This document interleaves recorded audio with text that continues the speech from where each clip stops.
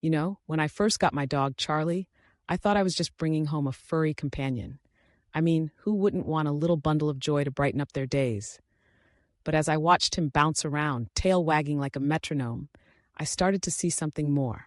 I saw potential. I saw charisma. I saw a future comedy star. I mean, why not?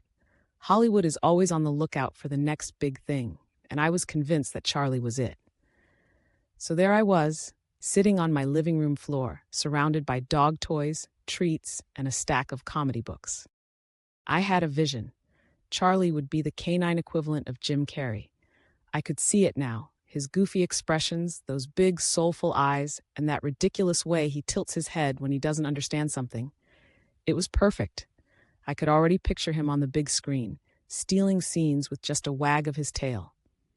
The first step in my grand plan was to teach him some tricks. I thought, what's funnier than a dog who can do silly things?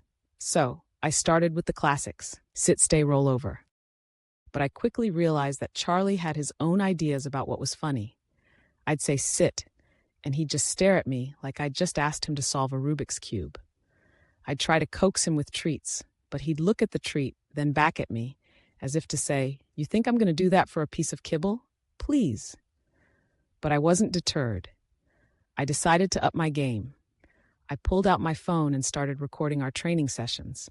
I thought, if I can capture his antics on video, maybe I can create a social media following. I envisioned a montage of Charlie failing spectacularly at every command I gave him, complete with funny captions. When you're trying to impress your crush but can't even sit still, or when you realize you're not a golden retriever, but a golden goofball. So I set up my tripod and hit record. I called out, "Charlie, sit," and he plopped down, but not before doing a little spin first. I couldn't help but laugh. "Okay, that's not what I meant, but we'll take it." I rewarded him with a treat, and he looked at me like he just won an Oscar. I could see it in his eyes. He was ready for his close-up. Next, I thought, what if we added some props? I rummaged through my closet and found an old pair of oversized sunglasses and a feather boa.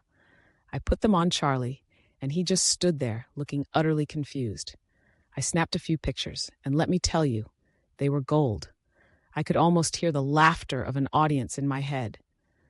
Charlie, the dog who's too fabulous for his own good.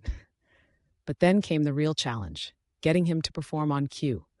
I tried everything, treats, toys, even squeaky noises, but Charlie had his own rhythm. I'd say dance, and he'd just look at me like, "You want me to do what?" So I decided to get creative. I put on some music and started dancing around the living room, hoping he'd join in. And wouldn't you know it, he started bouncing around, mimicking my moves. I was convinced we were onto something. "Charlie, you're a natural. We're going to take Hollywood by storm." As the days turned into weeks, I started to think bigger. I envisioned a full-fledged comedy routine. I'd write jokes, and Charlie would be my sidekick. I could see it now. So, my dog walks into a bar and immediately gets distracted by the smell of bacon. I could picture the audience roaring with laughter as Charlie pretended to be a bartender, pouring imaginary drinks. But then reality hit. I realized that not every dog is cut out for the limelight. Charlie had his moments, sure, but he also had his quirks. Like the time he decided that the couch was his stage and promptly jumped up, only to knock over a lamp in the process. I could almost hear the collective gasp of an audience. And that's why you don't let your dog perform in a living room set. Still, I pressed on. I started taking him to the local dog park, hoping to gather some material from his interactions with other dogs. I thought, there's comedy gold in dog drama.